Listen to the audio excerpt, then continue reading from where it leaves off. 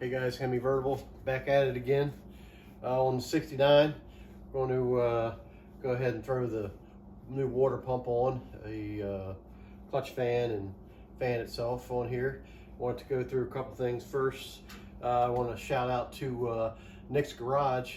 I don't know if you've seen it or not, but I'd recommend you guys take a look at it. There's quite a few other guys out there doing great jobs on these beautiful cars they're working on. Nick's, they've got that Black Diamond 70 Charger that they're putting together. It's absolutely amazing. Unfortunately, not all of us have the have the funds to do that to a car and send it away for 2, 3, 4 years or whatever to take and have it rebuilt. I'm more of the preserve it side, so that eventually when I'm done with it, maybe somebody else can take and completely disassemble the car and put it back together again. I'm gonna get it running. I want to get it running, get it going around, so in the springtime we can go to some car shows and stuff and take some cruises and riding and just having fun in it. So I'm trying to make it reliable by putting some stuff on there that I don't have to worry about it falling apart. The whole section here started with the radiator leaking. We took the radiator out, and I bought another one. I got a matching numbers 2949055 that this car came with on the build sheet. It says it came with the old 55, which is air conditioning radiator for a 383 car, but it also, that's what the 69 Dodge Charger RTs came with. This is a non-air conditioning car, but it still had the air conditioning radiator. It's a 2-core, not a 3-core, but that's okay. I took it to a local radiator shop. It ended up being the same price to get it rebuilt locally that it would be to send it away to Glenray. I had Glenray redo the radiator, numbers matching radiator in my convertible, and I felt like they did such a tremendous job that I would just go ahead and send this one away too. So that put me a little bit of setback on getting this project back together and running, so that I can go do some different things to it and take it for some test drives and work out some other bugs. But so I decided that we're going to go ahead and put it back together. While we're waiting, I have a temporary Griffith radiator that I'm going to put in it. It's a aluminum radiator I took out of my 71 after I put another aluminum radiator in it. And this is a side flow, I guess you call it. But it's got the upper hose the same size, and bottom hose is a little bit of a tough issue, but we're going to set it in there. We'll get some brackets made up to hold it in there, and we're just going to run with this baby for a while until I get my radiator back from Glenray. Get the radiator back from Glenray, it'll be in great shape. We'll take this out and throw it back in there. In order to connect this, it's a little bit different, so I end up getting a couple of these one size fits all types radiator hoses, so that we can make it fit. You know, the original ones that I've got, they're pretty close, but just the angles that this radiator has doesn't really fit 100%. So we're gonna save these until we get the Glenray back. Also, for whatever reason, I like the heavy duty thermostatic type clutch pieces. This is a Hayden from Rock Auto. This is a 7-blade fan that I bought from another Mopar guy locally here that he had picked up. The one that I took off the car, sandblasting it and trying to get it cleaned up so that we could put it back on. Once I get it all cleaned up and painted, we'll put that back on with the Glenray radiator, and hopefully she'll look pretty. Now this one, it's pretty tall. You know, the 69, some of them, from what I understand, and we may still end up putting a short one on there. This one's like 3.5 inches or 3¼ inches tall, and the other shorty is like 2 3/4 or something. So it can pull it back a good 3/4 of an inch, almost an inch shorter from the radiator, so that we're not touching the radiator once it's in there. But this one here, I've mocked it all up, and it's going to sit in there nicely with our aluminum radiator. It's pretty close, but you need it kind of close so that your thermostatic clutch fan is going to work better. especially since we won't have a fan shroud on it, because it's just a aftermarket hot rod radiator, so to speak. But we should move plenty of air for this engine. It's just a standard 375 440 with 375 horsepower, so we shouldn't be generating all that much heat. It should be running pretty good to be able to handle everything with that radiator in it. So we got some belts. We got, you know, like I said, the clutch. One thing I did end up doing is I ended up getting a new thermostat, an Edelbrock thermostat, and I swear it's happened to me before, and I don't know what I do. I ordered a thermostat for Dodge, and it's a small diameter. It's too small, so I'm gonna have to get another thermostat. I just put that housing on there just for looks for now. It's 2 bolts. I don't have any sealer or anything on it, so I'll pull the 2 bolts off, reseal it back up, put it back on with a new thermostat in it. But for now, we're going to go ahead and put on this new pump. This is a Milodon aluminum pump. I painted it orange, so you know it doesn't look really super original, but I wanted something I knew was going to move more water. I want to move a lot of water, move more water, so that I don't have any problems overheating this numbers matching block. And the trick with, you know, it's not a trick, but on the big block Mopar water pumps, you know, the high flow was always a 6 blade, and then the standard flow was an 8 blade. This is the standard one that I took off there. You know, it actually looks like it's in great shape. I'm not sure if I could send this thing out and have it rebuilt and put the cast iron one back on. But even if I did, I wouldn't put an 8 blade back on. I'd still want a high flow 6 blade, and they make these in 6 blades as well. So we're gonna cast this one out. Maybe I'll take it up to Carlisle and see if somebody wants to buy it. I wouldn't put an old one back on my car. But we're gonna go ahead and put this baby on. One of the things that I talked about before with water pumps is you always put your drain hole on the bottom. Got a drain hole right there that goes on the bottom. And then you can also take a look at it and see that this has this little flat section there. Some of them even say top. This has an arrow that points up. Doesn't necessarily say top, but it has an arrow that says up, so that's the top. You got to make sure you put the top of the water pump up so that if it does break the seal and starts leaking out down here, then you know you got a problem. They'll start weeping, and you'll see water before you lose your whole pump, before everything falls apart on you and you end up on the side of the road. So it's nice that they do that to give you a little heads up before you burn your car up. So having said that, let's go ahead and get this baby rolling. I'm going to bring you over here and reset us up right next to the car so you can see what we're doing. Got some lights on there, some work. Let's see, we're gonna try to get you right in there so you can see what I'm doing. I don't like that light there. Let's turn this baby away a little bit. That way it's not so bright. This camera does a good job picking everything up. We'll move you forward there so we're not, you get to look at everything.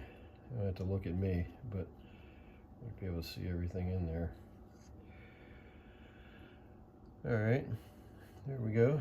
Let's see. So the first thing I'm going to do, unlike Nick in Nick's garage, one of his famous sayings is the gasket makes the seal. Right, Nick? Gasket makes the seal.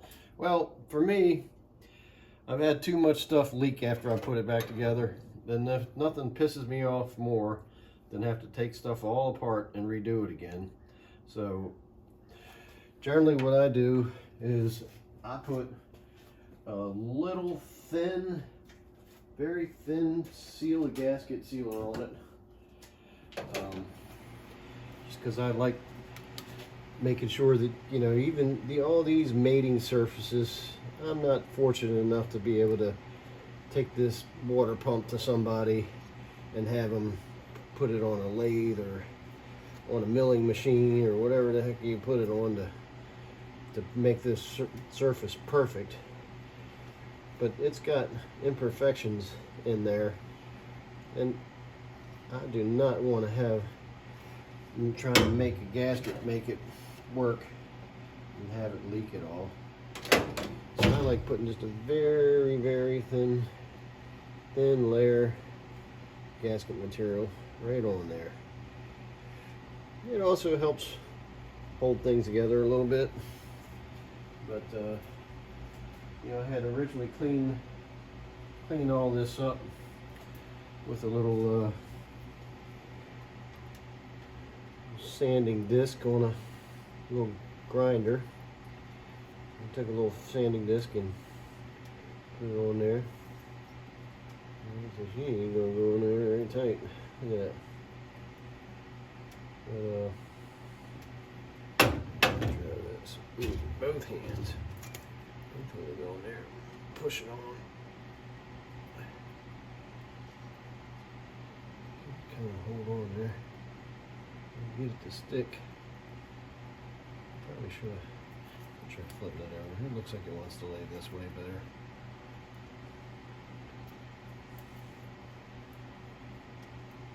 Gasket material on there. Well, hopefully it holds on there before we run out of gasket seal on the other half. Now this side, granted, this side is probably just as perfect as it can be. But you know, that's how I roll. I like to put just a little thin layer of sealer all the way around it, just to make sure there's no imperfections that water's gonna leak out around this thing on me. So I just don't like doing things twice. Now this is just a regular old Permatex black stuff, so it's not gonna glue it on there. It's not gonna be like any harder to get off than if you didn't put anything on there at all. So we'll this on there. Remember, we're sitting here yakking and talking away. Don't forget that little flat part and the arrow got to go up onto the top. So we just get some good bit of sealer all the way around there. Nice thin layer. Just like to change the color of it so that everything is no problem going to be sealed up. And I'll even go around the sides of it and clean off all that excess so that she's still looking pretty once we get it on there. Now up against the rest of the block, you know, a little bit of dirty might not look so bad because the rest of the block is in pretty rough shape. But you know, when we take this thing apart, probably after this, probably want to take it apart after I get it all together this spring. Take it all apart and we'll redo her. Make sure that we'll pull the whole drivetrain in the fall maybe, and we'll go through and rebuild this whole drivetrain. Maybe by then I'll be ready to haul her off somewhere so we can have the whole thing painted, the engine bay and the outside of the car and everywhere else. We can get her all painted up and make her look nice and pretty.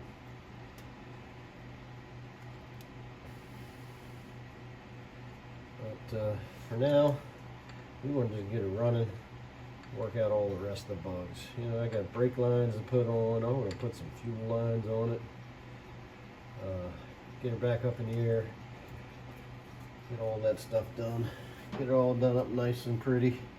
Alright, let's see. Hopefully I got these on there and they're not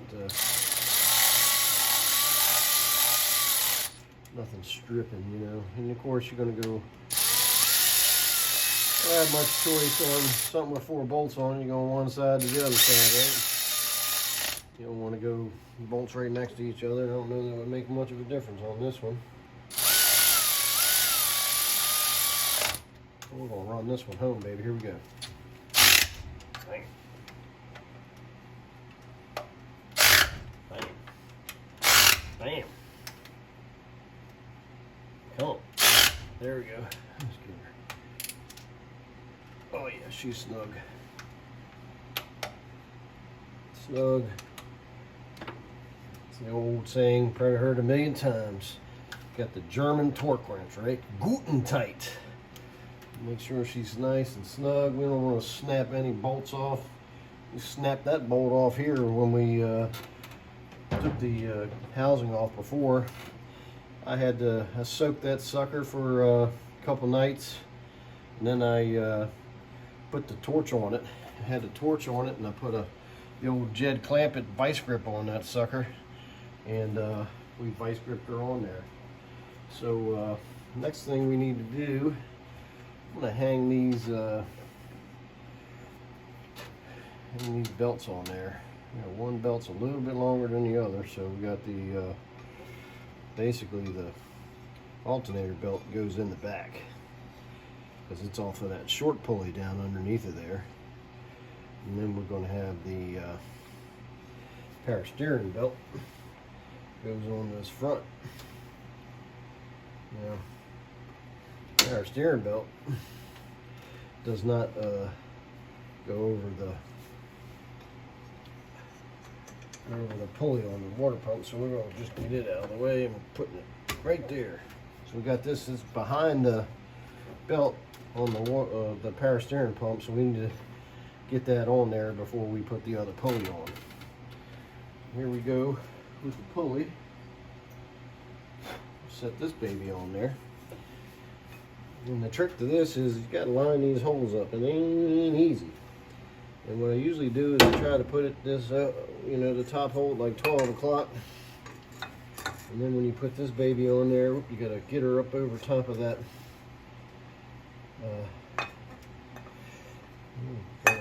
Over top of that belt there. And so that she goes back over top of the pulley. So it makes it a little tough to get her on there, but you get her up and you get her on there. You get her get her lined up at 12 o'clock there, so we got a chance of getting a bolt in that sucker. And the other trick is this aftermarket pump we got.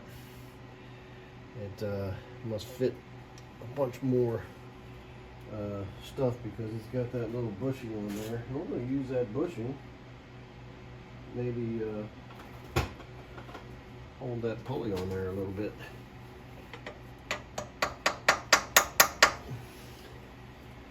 Alright, looks like our holes are lined up pretty good. Got our pulleys on there. And pulleys on the bottom looking pretty rough. That's alright. When we rebuild her, we'll pull all that apart and we'll go through and clean those babies up. That's actually kind of rusty. I'll probably end up having to replace that bottom pulley because it's in pretty bad shape. Now this thing is kind of unusual because the original came with studs out of the back of it, and of course you see that's just a torque clutch. And this one, like I said before, this is a thermostatic clutch. Got that little coil in front of there that heats up. This one just a matter of torque. You know, as it slows down, it turns the fan harder. As it speeds up, you're spinning the fan less. But these little studs, I pulled one out, and it happened to me before on the other car. The studs don't fit the new Hayden clutch fan. So I ended up finding a set of nuts that or bolts that go right down in there. I guess they were about half-inch nuts that by 5/16 that I had to use to put down in there, coarse thread, and they went down in there okay. So, and then you know, these are aftermarket because the originals didn't have slots. So, you know, it is what it is. I want a nice brand new piece, and I don't want to spend $300 or whatever they charge for that stuff. And once again, we're going to put this on there, and I'm going to try to get it so that it's right at 12 o'clock there. And then I'm trying to get one of these nuts started without knocking it off. That ain't easy to do, believe me. Let's see. come under the radiator core support to hold it. I'm trying to put my bolt in the front. Oh, we're getting her started. We get her started.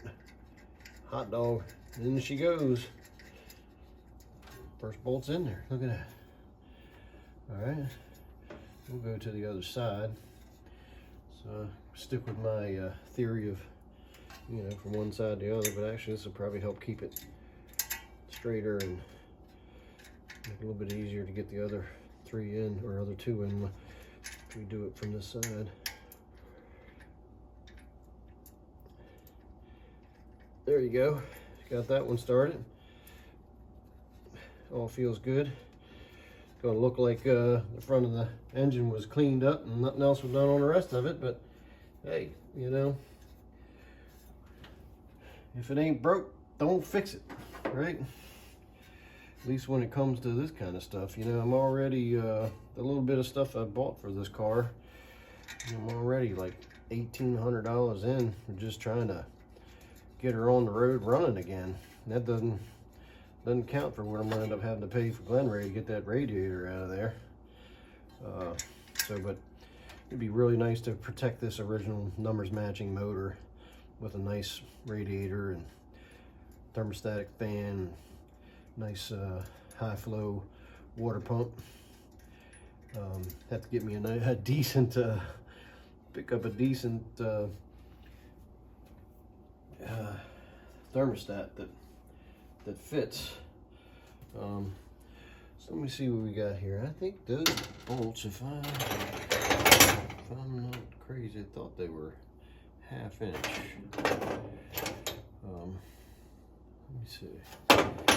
Actually, no, I'd say they're 7/16. Let's try that. Got the old ratcheting wrench here. These are pretty nice. No, I'm way off. This sucker's, they're definitely 1/2 inch. Let's try, drop back and punt. Get it on there now. There we go. It's on there so loose, it's not even clicking. Let's find one that's not so dang loose. All a little bit more snug, so we can actually use the wrench on it.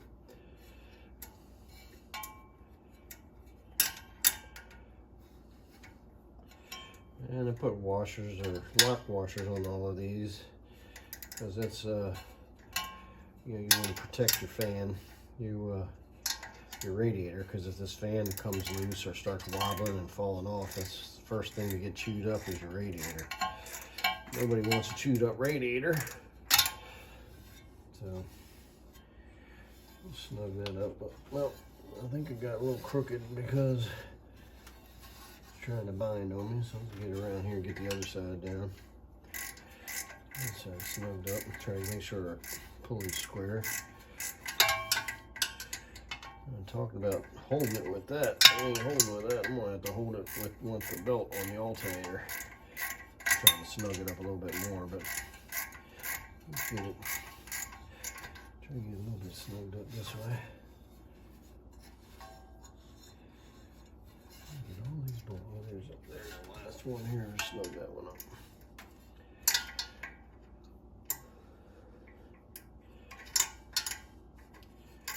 Get him on there. Kind of snug there. I think they're all just enough where they're turning the pulley. You're going to turn the pulley and they're not going to tighten anymore. You can get screwdrivers and stuff down in there and do different things, but I'll tell you what I'm going to try right now, right off the bat, right off of Jump Street. I'm going to try to get this belt on there. These belts seem like they're a little bit short, but you know what? As long as I get around that pulley, I'm all right.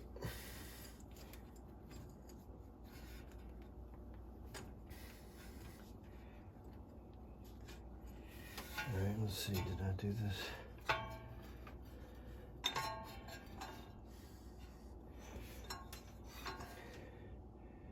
I do have it right, it's 7:45. I had it on there before.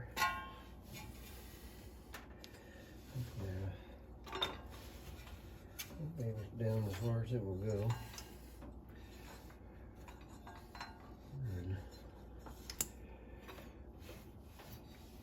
It's not in here very well.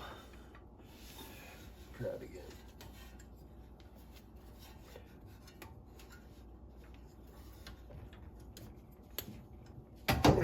Had to fight that sucker on there. Tell you one thing, it's gonna take a lot. Ain't gonna take much to tighten her up, that's for sure. So, you know, this is a 1/2 inch down there too. I'm gonna take this 1/2 inch. I'm gonna go ahead and come over here. Try to tighten up this alternator real quick. The alternator, of course, you just pull it out. It doesn't have the thing you use on, like you used on the other side to tighten it up, so.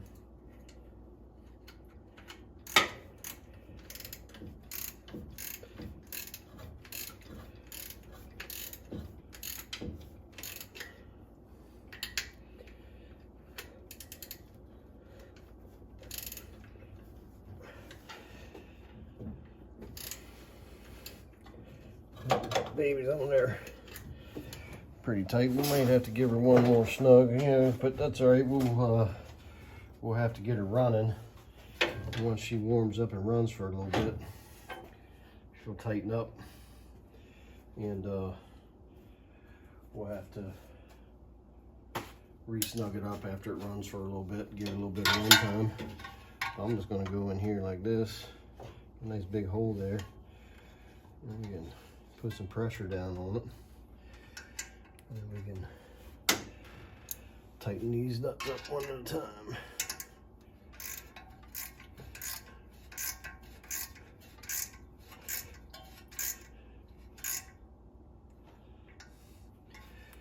Now that that's on there, you ain't turning the motor, right? So you gotta to get to them one at a time where they're at.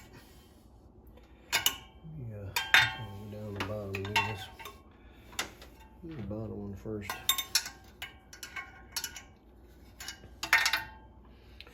Alright, gotta be ambidextrous. I'm gonna get that one. Take this.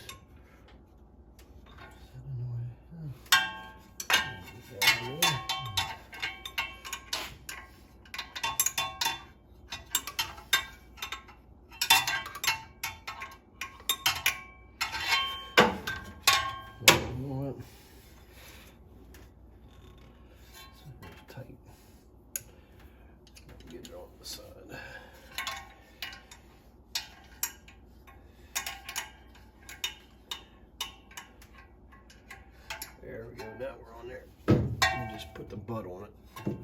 Actually, you know, it's so tight, I don't even have to put pressure down on it. Oh, there we go, we finally moved it.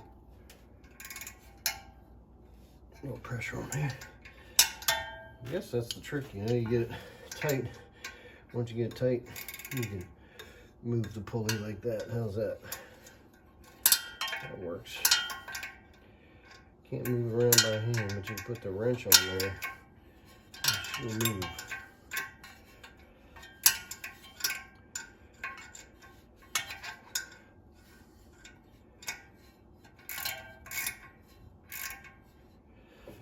Alrighty, slow her down.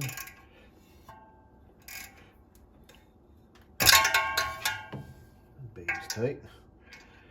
We'll just bring her on around. This one was tight, right? Yep. And we just need to get this one right here.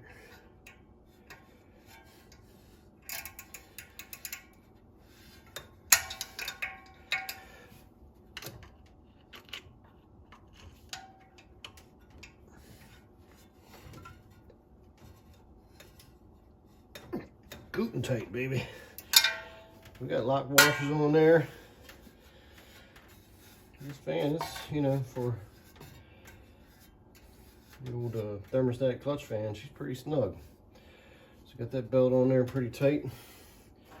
Now this one, really kind of bizarro because the nuts on this side, these suckers, I don't know what they were, like 5/8 or something. I can't remember. I don't know if I can get this. I need that. Need the long extension for that baby. And I think I want to say might be bigger than 5/8.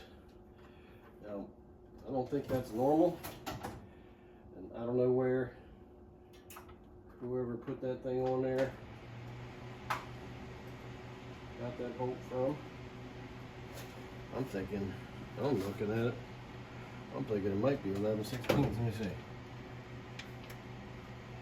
That sucker is bigger than 11/16. Was it 3/4? Good Lord. Who has 9/16 bolt? It's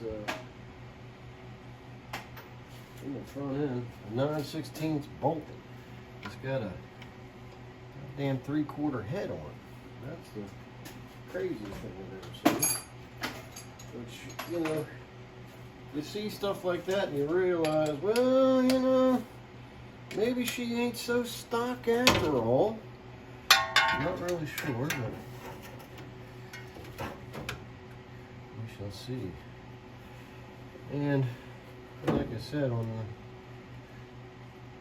the old power steering pulley, we got you. Let me say this. Is that half it? Yeah, that's the 1/2 inch, right? So we need to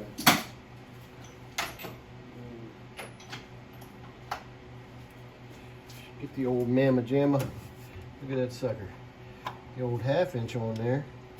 Oh, we got her switched the wrong way. And take her up like that. Pull her up. Snug it in.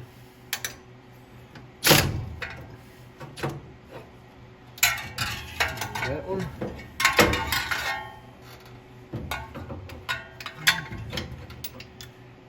Heck, I'm doing that. We'll snug it without the. Probably got a lot too long an extension. I don't know if I got it right. Hey, now got the right extension on there or not. But that baby's up. It ain't moving. So we'll put this one on snug too. Get on there. Wait. Yeah. Baby's got some torque. You see that? Alright. So, got her belts tight. So move that over there so I can pull this baby up here. Push the button in. Get her out of that hole. There we go. And like I said, we'll have to come back and snug those belts up after, you know, get it warmed up. Got that 9/16 there on the bottom. We gotta get too because we loosened up all those. Let's see what we got here.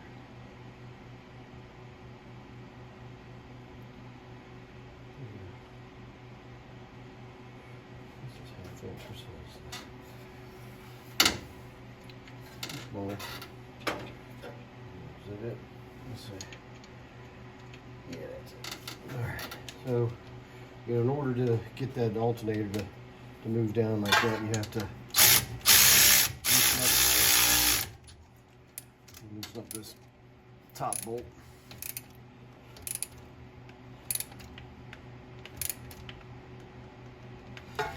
And loosen up the bottom bolt.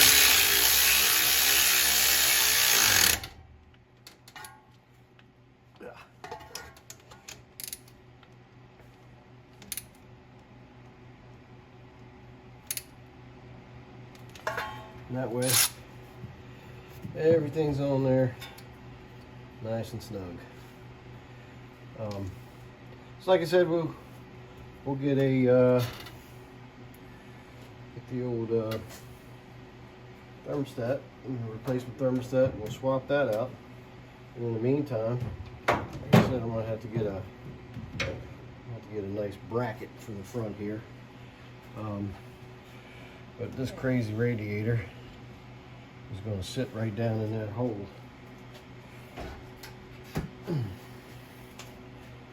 Just like that. Now, what I've got to do is I have a bracket that I'm going to build for the bottom. I'm not going to drill any holes. I'm going to use existing holes for the where the fenders and stuff are. And I got some holes up top here in the radiator core support. I'm going to make a bracket that comes across and down. You can see I had it screwed in there. In my other car, I had brackets on there. And I bring it up so that it's almost right at the top of the opening, and then on the bottom there, it's like right at the top of this here as well. And if you look at her, she is just basically maybe a ½ inch away from that motor. Now, yesterday I had to beat on this front core support a little bit because it's not very straight. Like I said, I think it had been clobbered one time on the front here because all these new fenders, hoods, and everything like that. So I'm not so sure that it's perfect, but I'm gonna hammer it out, straighten it out a little bit, so at least I can get this fan in here so that it's not touching anything. Make sure that my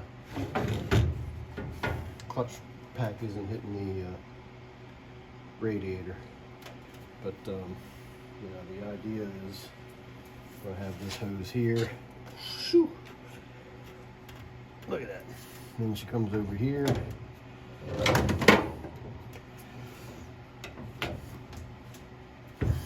Basically, you know, that's all you need for temporary.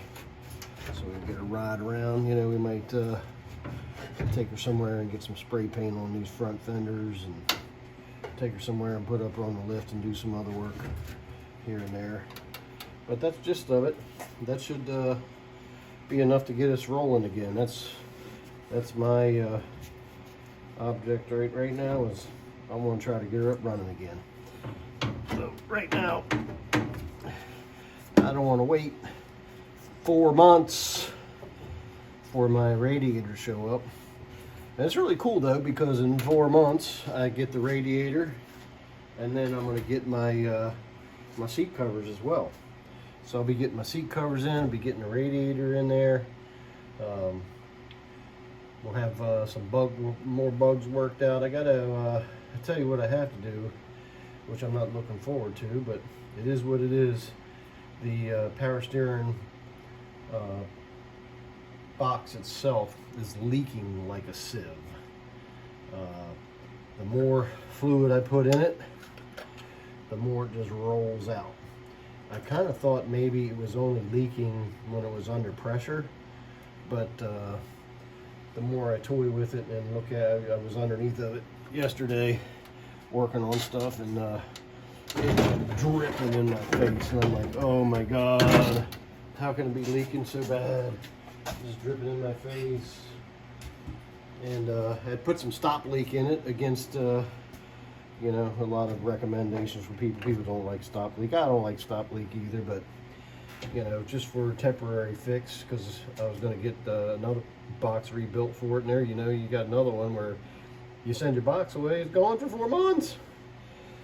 So I'm kind of looking for another temporary box to throw in there. I actually have one in the garage that I had rebuilt for my 71, because I want to put that back to power steering. Right now it's all manual steering, and I just about had it with manual steering. I don't really want to deal with that anymore.